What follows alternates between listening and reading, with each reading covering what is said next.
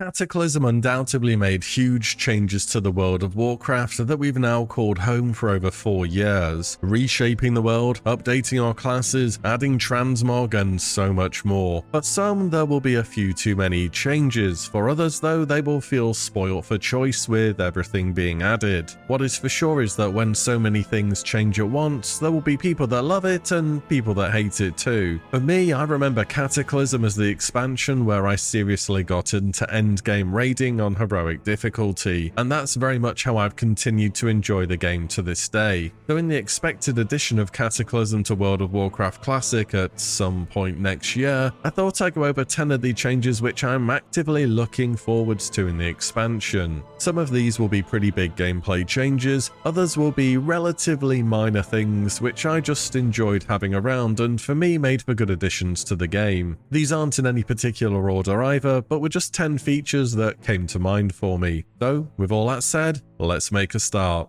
But first, a quick word from today's sponsor, Surfshark VPN. In an increasingly digital age, a VPN is becoming a tool that should be seen as standard when using the internet frequently. Surfshark VPN allows you to mask your personal information via encryption whilst you are online, allowing your private information to stay just that, private. VPNs also have many practical use cases too, such as allowing you to virtually change your location, enabling you to watch shows from places where they may currently be blocked, or connecting back to home whilst traveling. Surfshark also have a number of great add-on security combos too, such as Surfshark Search, which allows you to browse online with peace of mind that your actions aren't being tracked by third-party websites. Best of all, there's no risk in trying Surfshark as they offer a 30-day money-back guarantee. You can get an exclusive Surfshark deal by checking out the link below and entering promo code WillE for an extra 3 months for free. Many thanks to Surfshark for the sponsor today.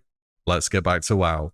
Having recently been doing the ICC PTR and wiping a whole lot on the heroic bosses, the first thing that popped into my mind for Cata was Mass Resurrection. Now, Mass Res in Cata is different from future expansions, where all healers get it as a baseline ability, which has been renamed and retextured to fit their class flavor. To unlock it in this expansion, you have to have advanced your guild all the way to level 25. This is done through raiding, dailies, PvPing, just about anything in the game as a majority guild group. At this point, all guild members, not just the healers mind you, will gain access to the perk Mass Resurrection, which, as expected, brings all party and raid members in range back to life with a small amount of health and mana. For me, it really just is about the time save and convenience that it brings when you're progressing a difficult encounter. I mean, I get it, the res run is meant to be there as some form of failure point where you can talk about what went wrong and get back in there and go again. But currently you have to divine intervention other healers, soulstone or something of the likes, and then gradually res each person, drink up, res another, and repeat. I can only imagine how this is if you actually play a healer. And then somebody does run into the instance when you're trying to res everyone, and it ends up being faster to summon them than for them to run all the way back through.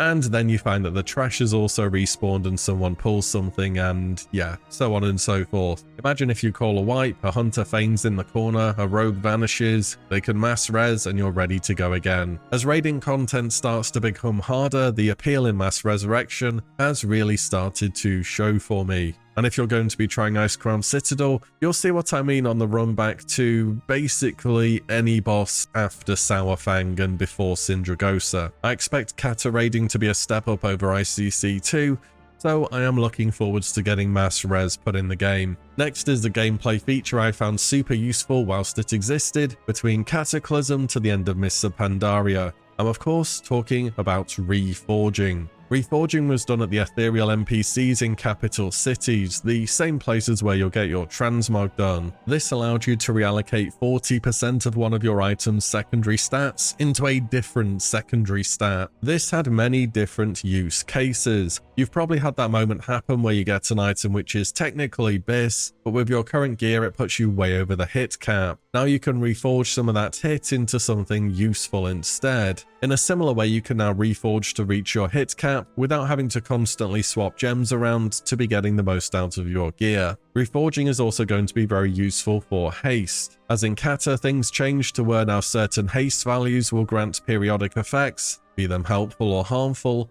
an extra tick over their duration. These are called haste breakpoints, and this will be a term you'll be hearing more about as we head towards the expansion, and reforging could give you that extra little bit of haste you need to hit a breakpoint. All in all though, whatever specialization or class you're playing, reforging is really useful. Next up is the small one, but if you play pet classes like I do, it's a pretty nice addition that's easy to forget about, and that's pet assist becoming a default setting. This setting replaces the very rarely used aggressive setting for pet classes, and will simply cause your pet to automatically target whatever you're actively hitting without you having to input any other commands via macros. It's just a quality of life thing really, that makes ensuring your pet is hitting something a thing which you don't have to worry about anymore. I'm sure there will still be cases where you want to leave your pet on a certain target, and settings exist in the game so this is still possible, but I can see Pet Assist being the go-to for much of the game. Also, Pet Stay has been removed from the game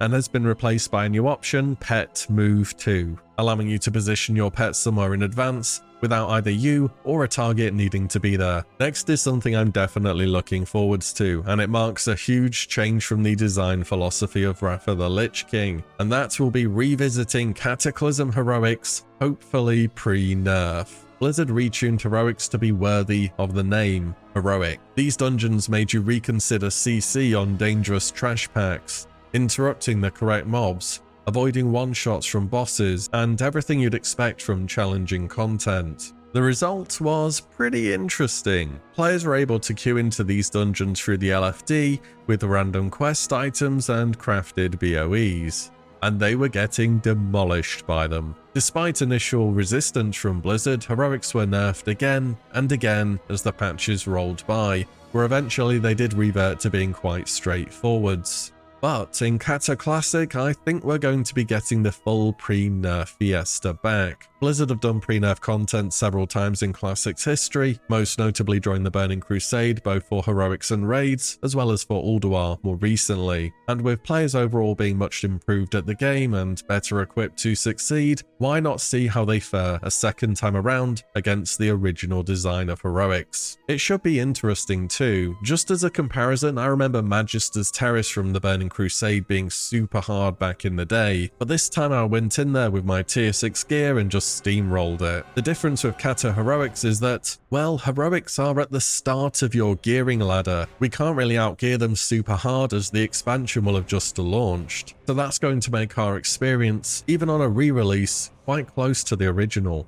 At the end of the day, the content can always be nerfed later on. TBC heroics were nerfed eventually too, but it would be fun to see if they were really as tough as I remember them being. Next is a pretty simple one, more choices for you in your race class combination. Dwarves learn how to cast more spells and unlock Warlock, Mage, and most importantly, Shaman. The Tauren embrace the light and learn how to become priests and paladins. Undead and human can now be hunters, and each faction now also has more than one choice for druid, and troll, and worgen, and there are many more new combos on top of that. It's just a nice addition and lets you mix and match your preferred character archetype a little bit better, and it totally won't end up with just every horde druid and warlock race changing to troll because berserking's still OP in Cata. Next up, raiding. It changes a lot in Cata. For the most part, you're going to hear about the difficulty, but that is not all. 10-man raiding now becomes a viable avenue to play the game and progress. In Wrath, 10-man has always taken a back seat to 25.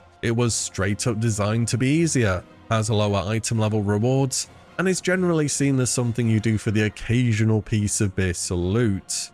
In Cata, this changes. 10-man raiding will now drop the same item level gear as 25, but just less of it. Blizzard also attempted to have roughly the same difficulties between the two settings. There is definitely criticism to be had here though. Will 10-man raiding start to replace 25? Is 10 actually now, strangely enough, the more difficult version of raiding, and so on? Either way, I will say I raided 10 heroic back in the day, and I really enjoyed it. It's a close-knit group of players. Every person in the raid really matters when pushing for the harder boss kills. It's a lot easier to organize 10 over 25 players, and with less people, there tends to be much less loot competition as well. That doesn't hurt either. However you raid on Cata, be it on normal or heroic, the chance to really compete on 10-man should be a good thing. So far, most of these have been focused on things which have been added to the game or modified in one way or another. This next one I have is something that's been straight up removed: weapon skill. I've been a weapon skill disliker for about as long as I can remember. You know, when you go to learn a weapon proficiency in Classic, what are they actually teaching you? Because as soon as you've learned it from them,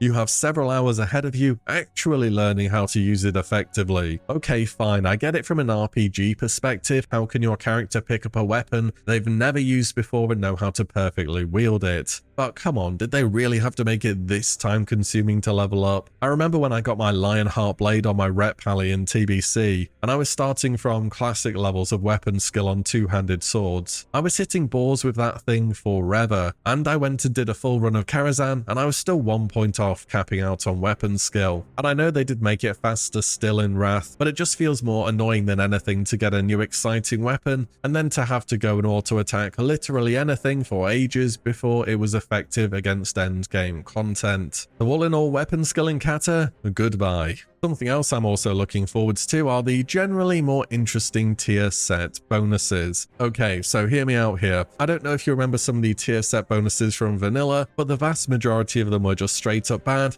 if not actually useless. Don't get me wrong, I love the appearance of the vanilla tier gear, but the bonuses you got from equipping multiple pieces were rarely the reason that you were actually putting it on. In TBC, things got a little better. Some of the tier set bonuses actually start to become quite strong, though it was very hit and miss, and there were those that were powerful, and there were those that were still, unfortunately, hard to use. In Wrath, tier set bonuses improve again. I have to say most of them in Nax and Alduar were still not all that great and often just made an ability or two do a bit more damage. But in Trial of the Grand Crusader and Icecrown Citadel, tier set bonuses do start to get noticeably more interesting, some of them changing the way you play in some minor way, or allowing you to just press your buttons more often. In Cata, this is built on as many more tier set bonuses impact gameplay and change things up in one way or another. And personally, I want to use my tier set from the new raid and to be excited about hitting the 2 and 4 sets. Offset gear that has random stats has always been less interesting to me, as it is just that really,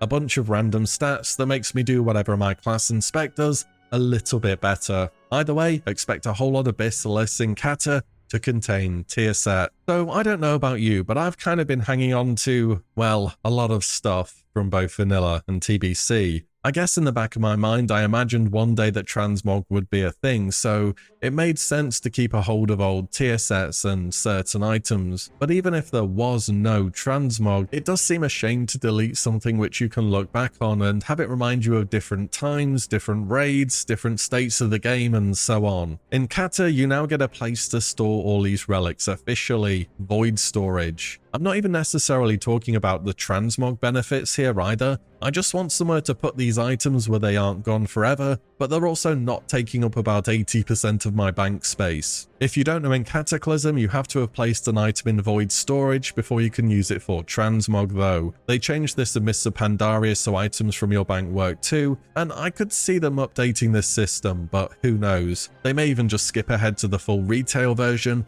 where you learn items when they become soulbound, and then you can access them from the Collections tab. I mean, in the final patch of Wrath, we will have a Collections tab, so they might as well just go the full mile here. Last but not least, has to be the Deathwing Drive-By. So this is for part of an achievement called Stood in the Fire. This is a random event where Deathwing will pick any zone in Eastern Kingdoms or Kalimdor to rain down destruction. When this happens, the sky of the zone will turn red, indicating the oncoming danger. A short while afterwards, the destroyer will fly straight across the zone, breathing fire and one-shotting any player caught in his way. Those hit by the breath will get a visit to their nearest graveyard, and the achievement, Stood in the Fire. Later during Dragon Soul, you can of course get this by actually fighting Deathwing, but early on into the expansion, this was surprisingly hard to get on purpose. It's always been kind of funny though, you would see people get this achievement randomly in guild chat, and you'd know what's just happened to them. Anyways, those are 10 of the changes in Cataclysm, which I'm actively looking forwards to. The scope of this expansion was always huge, and the amount it changed really cannot be understated. Is there anything in particular you're looking forwards to in Cataclysm, or something you think is worth mentioning here?